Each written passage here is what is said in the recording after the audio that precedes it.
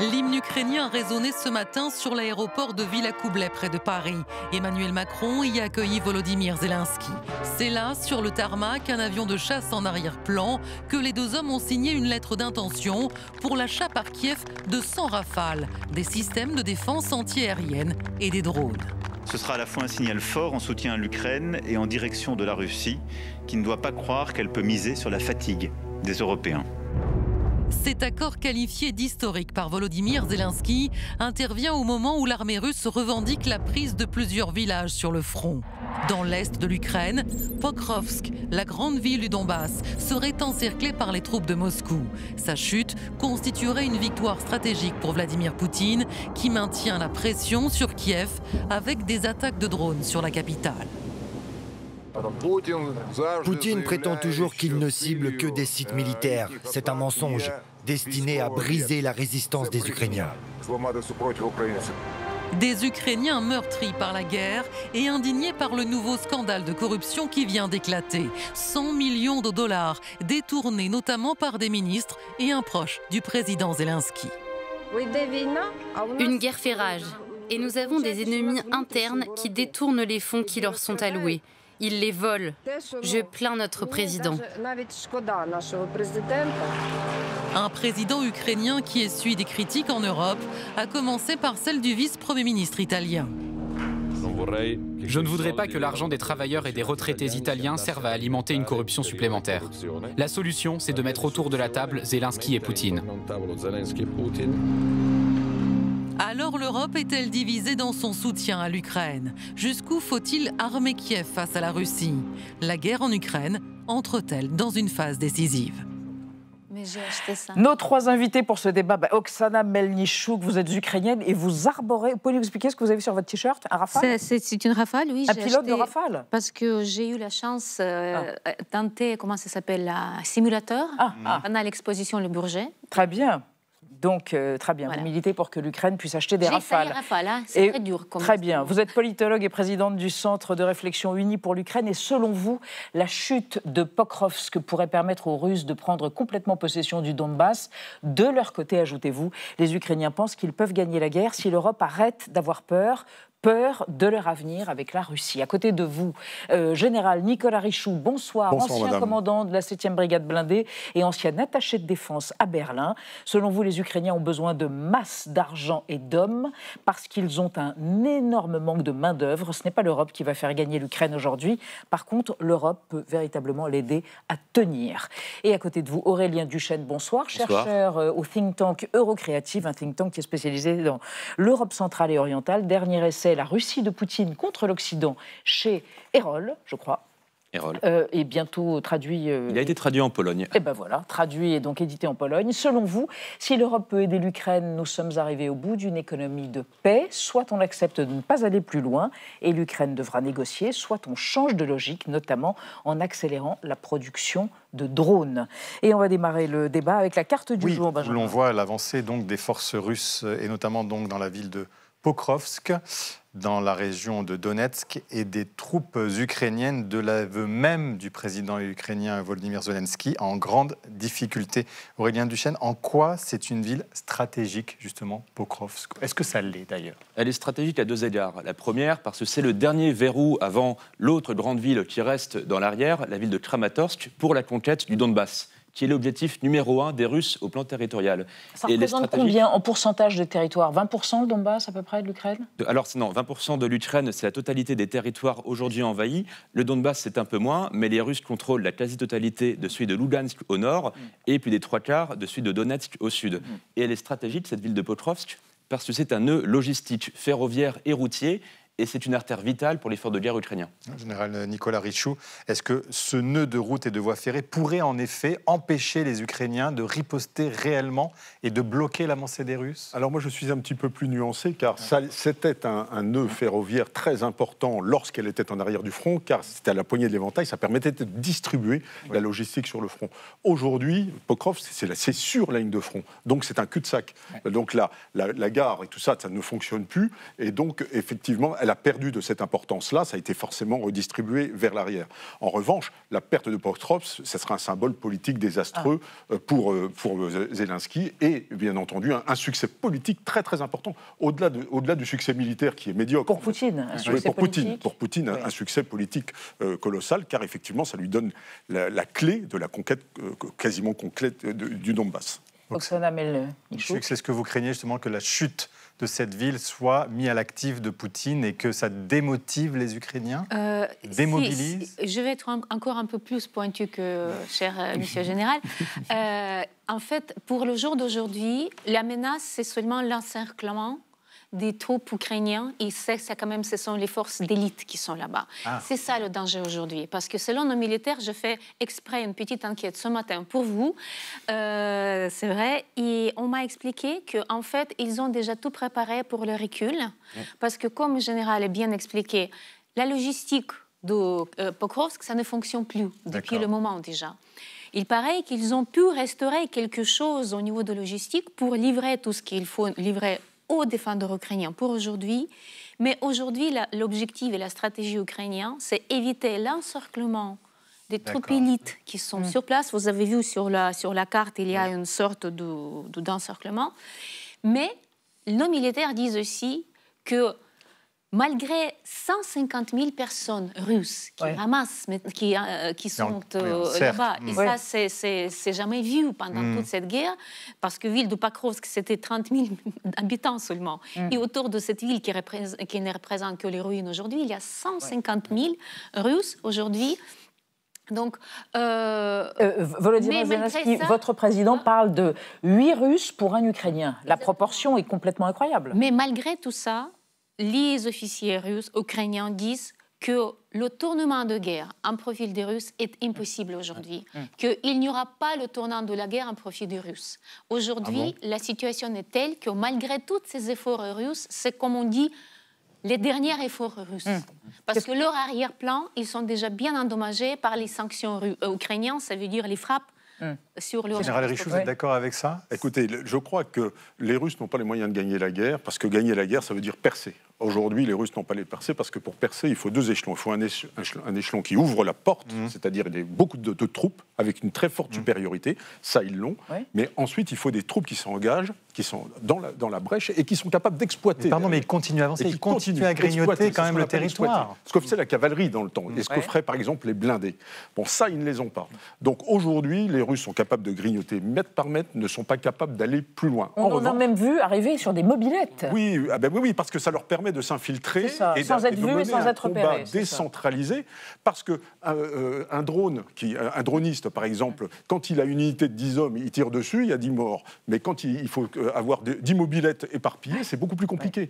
Donc c'est ça, en fait, la vertu, c'est l'éparpillement pour éparpiller les effets des drones. Voilà. Alors vous avez parlé du désir de force humaine sur le terrain, de soldats. Après un assouplissement de la loi martiale, l'exode des jeunes Ukrainiens en âge de se battre ne faiblit pas, notamment vers l'Allemagne. Écoutez ce qu'en pense la réaction du chancelier allemand Merz.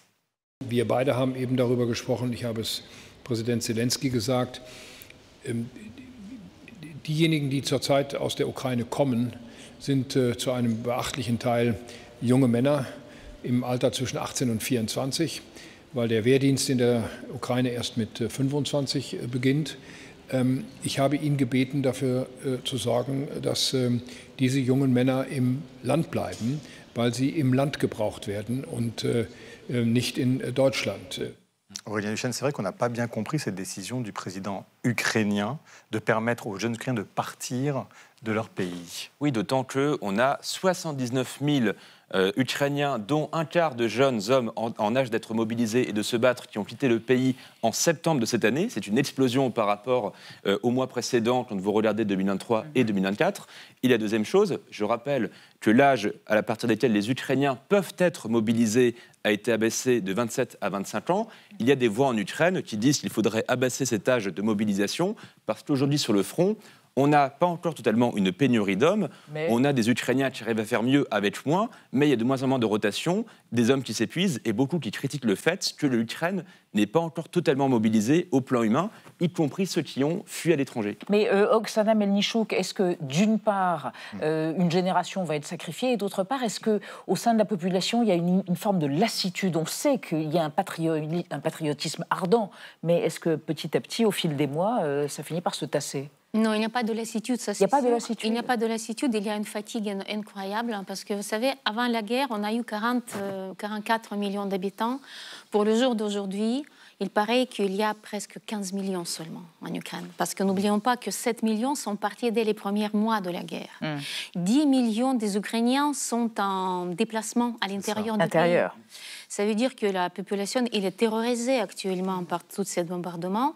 Mais vous savez, ce qui nous terrorise le plus, c'est que ça fait 3 ans qu'on réclame couvrir le ciel, et on ne le couvre pas.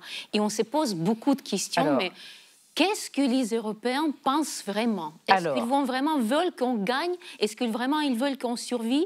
Ou ils veulent libérer nos territoires, etc., etc. Alors justement, on va en parler avec vous trois et avec Anna. On va évoquer cette volonté réaffirmée par Volodymyr Zelensky, une flotte d'avions de combat, des avions de chasse. Eh bien oui, parce que pour avoir une vraie autonomie stratégique et moderniser son armée de l'air, l'Ukraine cherche à muscler sa flotte avec 250 nouveaux avions de combat. Alors dans les faits, depuis le début du conflit, l'Ukraine a déjà reçu des F-16 américains d'occasion, de la part, on va le voir, des Pays-Bas, du Danemark, de la Belgique et de la Norvège, mais aussi 3 Mirage 2000 français sur les 6 qui avaient été promis par Emmanuel Macron.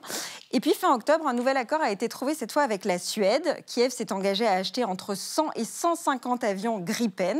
Le président Zelensky a justifié ce choix par son prix abordable, entre 60 et 70 millions d'euros, et par son faible coût de maintenance et de formation. C'est bien moins coûteux qu'un Rafale français qui coûte entre 100 millions d'euros et plus de 200 millions d'euros, maintenance et armement compris. Et pourtant, Emmanuel Macron et Volodymyr Zelensky ont signé ce matin cette lettre d'intention qui prévoit l'achat sur 10 ans de 100 Rafales, mais aussi de systèmes de défense antiaérienne, de radars, de drones et de bombes.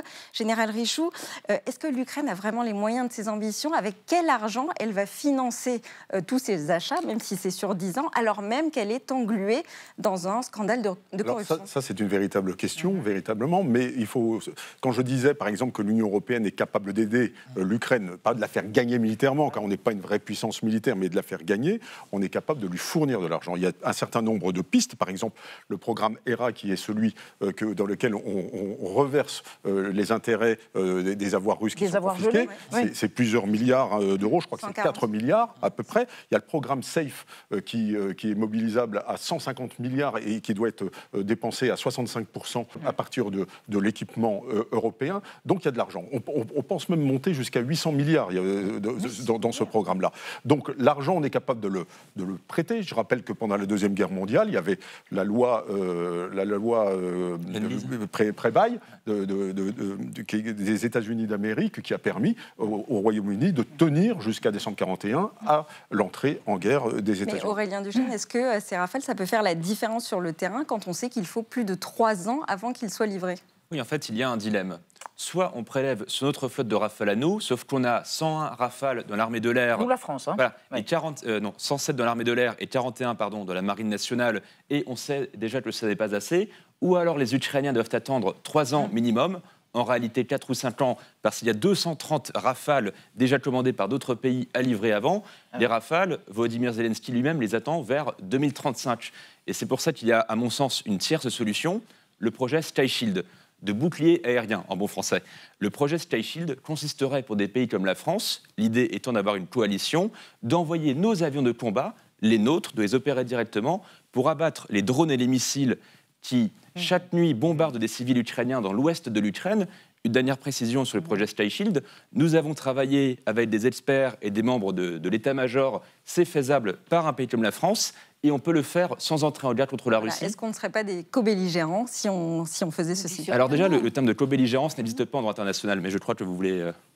Non, mais vous savez, quand on défend les autres pays, quand on a défendu Israël, vous vous souvenez, quand il y avait un énorme bombardement, mais personne n'a pris les pays qui ont aidé l'Israël. Donc, c'est ça qui, d'ailleurs, énerve beaucoup les Ukrainiens. Parce qu'il ne s'agit pas d'être co-belligérant quand vous défendez le pays qui est agressé. Nous ne sommes pas en conflit réciproque, si vous voulez. Nous sommes été agressés par une agression qui absolument n'a aucun prétexte. Vous interrogez sur le fait qu'il y a un soutien européen ou pas à l'Ukraine. Cette vente de Rafale, ce soutien militaire, ça en est la preuve, non, du soutien européen et notamment de la France? C'est plutôt les preuves de garantie de sécurité pour après. Parce que vous savez, je ne veux pas être passée comme une pessimiste, mais je peur qu'au bout de 3 ans, il n'y aura pas des Ukrainiens pour ces Rafales. C'est ça, on a besoin de l'aide aujourd'hui. C'est très bien, je salue tout ce qui a été signé aujourd'hui, mais c'est pour garantie de sécurité pour après la guerre. Mais pendant la guerre, il faut gagner la paix. Général Richoux, est-ce que les Européens n'attendent pas aussi des garanties par rapport à cette transaction? On donne, on envoie, on vend des avions de combat, mais on aimerait bien qu'il n'y ait pas des scandales de corruption comme celui qui vient d'entacher la gouvernance de Volodymyr Zelensky. Alors le bon signe, c'est que le pays révèle les affaires de corruption, donc il y a des institutions qui luttent contre la corruption, mais c'est embarrassant. C'est très embarrassant parce que c'était 100 millions de dollars, c'est pas la première affaire de corruption qu'il y a eu, mais effectivement, je ne pense pas que ça remette en cause l'aide européenne, absolument pas. On voit bien qu'on est engagé résolument, au moins sur le plan financier, car je le répète, on n'est pas une puissance militaire, c'est pas demain qu'on va mettre nos avions dans le ciel aérien, c'est la raison pour laquelle le projet Scalchit est un très beau projet, auquel moi, dont je ne pense pas aujourd'hui qu'il est mûr, parce que, comme vous l'avez dit, il y aura quand même co-belligérance. Et je ne vois pas, je ne vois pas, avec mon expérience militaire, je me trompe peut-être, je souhaite me tromper, je ne vois pas les Européens accorder une assurance vie au-dessus du ciel de l'Ukraine comme on l'a fait avec Israël, ne serait-ce que parce qu'on n'a pas d'accord de défense avec ce pays-là. Aurélien Duchesne, au moins, par exemple, cette vente d'avions, c'est aussi un signal envoyé à Poutine. On ne lâchera quand même pas l'Ukraine et on pense que ça peut impressionner Poutine. Est-ce qu'on n'est pas un peu naïf, pour reprendre un peu aussi ce que dit le général? Non, je ne pense pas qu'on soit naïf. Je pense qu'on joue le rapport de force et surtout la bataille du temps.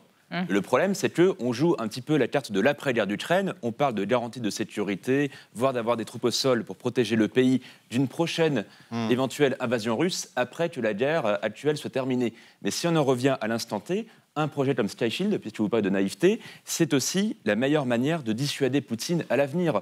Le risque qu'on a déjà évoqué sur ce plateau, c'est que Poutine veuille un jour tester l'OTAN, tester notre garantie de défense collective. Si nous, on commence à s'engager pour abattre des drones et des missiles, et pas des avions de combat, encore une fois, on n'entre pas en guerre, on montre à Poutine qu'on n'est pas prêt de lâcher et que nous attaquer serait plutôt une mauvaise idée. Alors, certains pays sont convaincus que l'Ukraine ne peut pas l'emporter. C'est le cas, bien sûr, du très russophile Viktor Orban, le Premier ministre hongrois. On l'écoute. So the only pro-peace government is the United States government and the small Hungary in Europe anyway. All the other governments prefer to continue the war because many of them think that Ukraine can win on the front line, which is a misunderstanding of the situation. So you would say that Ukraine cannot win that war? You know, miracle can happen. Yeah. That's right. Oksana Melnichuk, est-ce que c'est pas du côté des États-Unis qu'il faut regarder pour un vrai soutien ou pas à l'Ukraine? Est-ce que c'est pas encore là-bas que tout se joue et pas en Europe au final, quand on entend ce dialogue entre les deux hommes? Ce qui m'inquiète personnellement, c'est qu'on parle de soutien et l'aide à l'Ukraine comme si on n'a pas signé les garanties de sécurité en 1994. Je rappelle que c'était le fameux mémorandum de Budapest. Quand l'Ukraine a possédé 1700 têtes nucléaires, on n'a pas parlé de l'Ukraine de la même manière. Et aujourd'hui, on a rendu ces 1700 têtes nucléaires. J'étais témoin quand on a détruit devant mes yeux 467 avions militaires ukrainiens. Vous imaginez, donc, on a manifesté notre désir et notre pays pacifique, et aujourd'hui, on demande le soutien, tandis que ce soutien nous a été promis comme garantie de sécurité en contrepartie de cette tête nucléaire. Donc aujourd'hui, les États-Unis, soit ils aident, ils assurent le rôle de garante, soit ils perdent leur réputation internationale, parce que personne ne va plus croire à la puissance des États-Unis. Mais Aurélien Duchesne, là, ce qu'on voit en filigrane aussi, c'est peut-être que l'Europe se fracture sur le soutien à l'Ukraine. Quand on voit l'attitude, la réaction goguenarde de Viktor Orban, oui, peut-être un miracle, on se dit, et puis des Italiens, c'est compliqué, non ?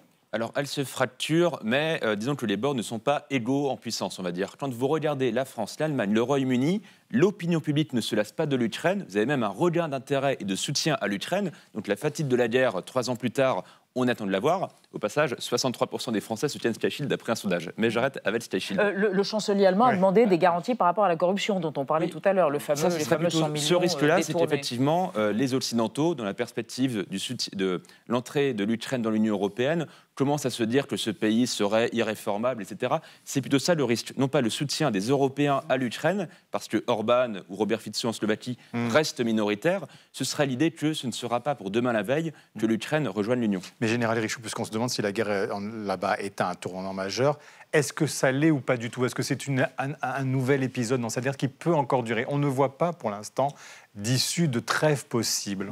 Non, aujourd'hui, on ne voit pas qui va gagner la guerre. Je pense que la guerre peut continuer en 2026 de la même manière. Aujourd'hui, il n'y a pas de vainqueur, il n'y a pas de vaincu. Les Russes sont incapables de percer, même s'ils grignotent de quelques kilomètres. En revanche, les Ukrainiens sont incapables de reconquérir leurs propres frontières.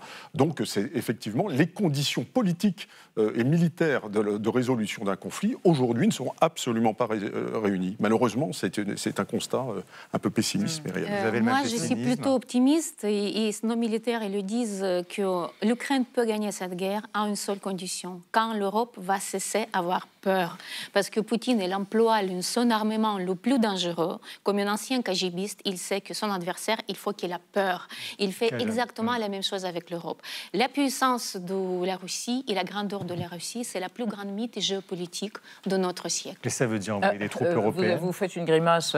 Oui, parce que la Russie, elle montre quand même sa résilience économique et surtout son potentiel. Malgré les frappes de l'Ukraine sur les sites énergétiques. Oui, ils ont potentiellement 1 million de tués et blessés dans leur armée depuis 3 ans et ils continuent d'arriver en masse. Cela dit, quand on voit effectivement ces derniers mois l'efficacité des frappes des Ukrainiens sur les raffineries russes, on voit que en arrêtant de laisser l'Ukraine combattre avec une main dans le dos, on peut faire effectivement des miracles, pour parler comme Orban. Oksana Melnichouk. Oui, vous savez, si vous permettez, je voudrais revenir sur la corruption parce que c'est très important. Faites en conclusion. Le fait que l'Ukraine, malgré toutes ces attaques, il continue de lutter contre la corruption et la société ukrainienne résiste à ça et quand même fait son bataille et ses enquêtes. Ça veut dire que nous sommes une société démocratiquement mûre et que nous sommes vraiment tout pour gagner cette guerre. Merci pour votre flamme pro-ukrainienne et merci à vous trois d'avoir participé à ce débat.